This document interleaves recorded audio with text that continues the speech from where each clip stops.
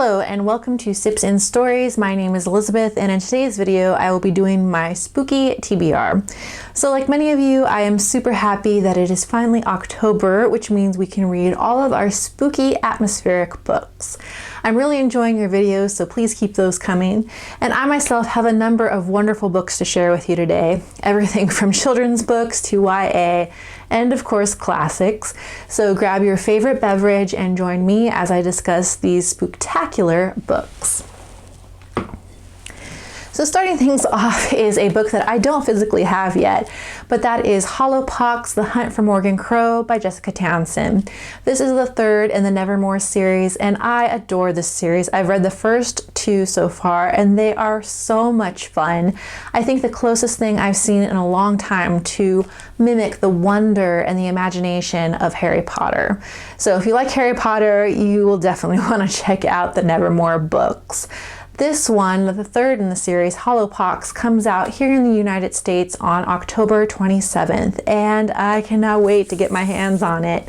I am first in line at the library for this book, so hopefully I get it in time for Halloween, because that is what I plan to do for Halloween, is read Hollowpox and watch Hocus Pocus.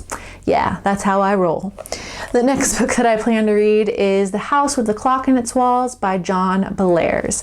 This is a classic story that came out in the 70s. It's part of a series, but it's gained a lot of popularity recently because of the movie that came out with Jack Black and Cate Blanchett. And I did enjoy the movie. I thought it was a lot of fun, but you know Jack Black. It was very slapstick. It kind of just went into this whole weird thing at the end. So I wanted to reread the book because I just remember it was a lot cozier and more charming. The story is about Lewis, a young orphan whose parents have just died, and he goes to live with his Uncle Jonathan in Zebedee, Michigan.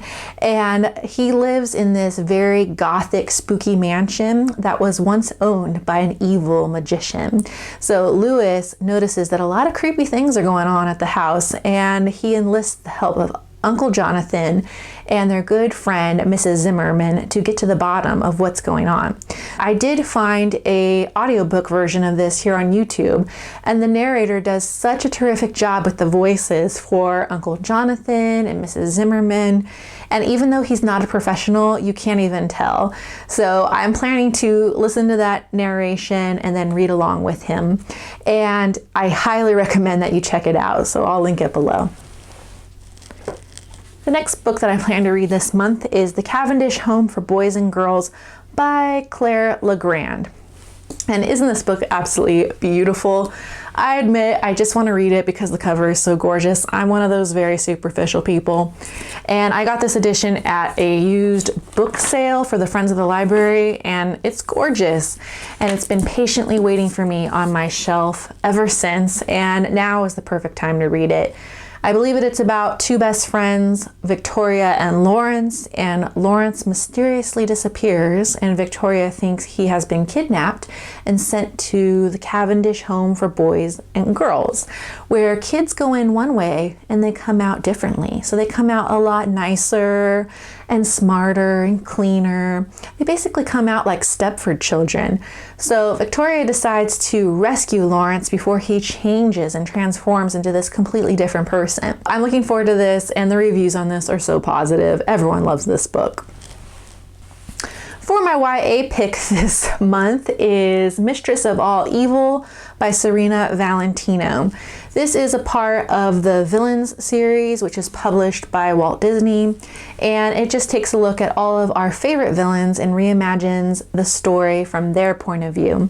So I love The Descendants and I love Once Upon a Time, just learning the real truth of what happened. And sometimes the villain's story is much more interesting than the hero's story.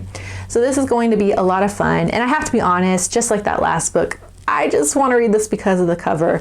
And I really don't even care if I read this book. I just like owning it, and I want to own the entire collection because they're so beautiful. So this one is obviously about Maleficent. And there's her very green face on the cover. And if you take off the dust jacket, you get to see the evil version of Maleficent, which in this case would be the dragon. So I got this at a used bookstore, and I was so excited because when I got it, I opened it up and I realized it was a signed edition by Stephanie Valentino. So that is always fun. And Stephanie Valentino is one of those people that puts hearts on their signature. The next book that I would like to read in this series, if I like this one, is definitely The Evil Queen, Ursula, who else? Cruella de Vil. So I'm excited about this, can't wait to read it.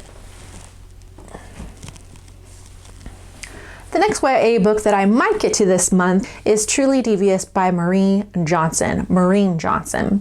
And I really don't pay attention to YA. I think that's why I rely on BookTube to tell me what's going on in YA and if anything is worth my attention.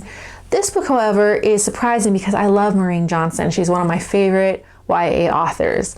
I love her book 13 Little Blue Envelopes, and I also really enjoyed The Name of the Star.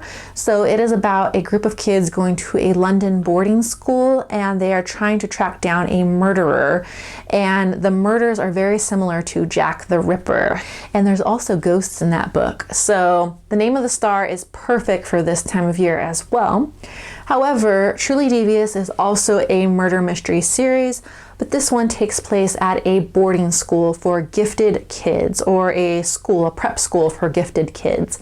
And I think they're all trying to solve this murder that happened sometime in the past, and it has to do with the boarding school's history. So I don't know much more about it than that, but everyone is gushing about this book, and I can't wait to get to it because not only do I love Maureen Johnson, but I love murder mysteries. I might save it for a treat to myself after some heavier classics. Now, looking forward to some adult books as well. The first one should come as no surprise, and that is Halloween Party by Agatha Christie. And as you know, I love Agatha Christie. I talk about her all the time. And I am running out of my Hercule Poirot novels, unfortunately, and Halloween Party is one of the last I have left to read in the series.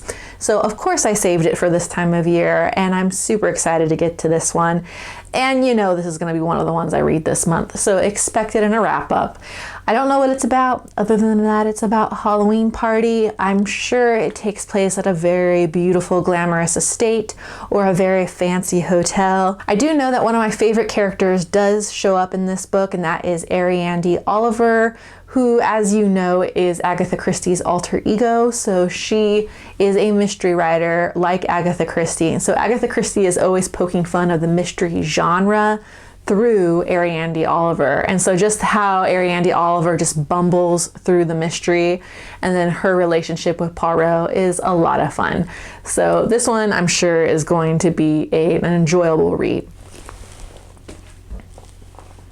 The next book that I plan to read is The Legend of Sleepy Hollow by Washington Irving. This edition also has Rip Van Winkle by Washington Irving, and I've never read any of his novels or short stories, and I know he is one of the fathers of American literature, just like Nathaniel Hawthorne and Mark Twain. And because it's so short, it's just some short stories, I might save this for a cozy reading night or just to read in one sitting. So I love the cartoon, the Disney cartoon, speaking of Disney, which is narrated by Bing Crosby. Ichabod, Ichabod Crane. So I can't wait to see how the actual original text compares to the cartoon and if there's anything different, because I've been watching that one every year since I was a kid, and it's not officially Halloween until I've watched it. And the last book I have to read is one that I am so excited about, and that is Dracula by Bram Stoker. So I wanted to read Dracula for the last few years. It's been on my TBR and it keeps moving up every year. And I just was waiting to find a really pretty classic edition of this book, and yep, I nailed it. Look at this. Isn't this gorgeous? This is a Puffin Classics edition, in case you're wondering, and it just has this gorgeous cover art.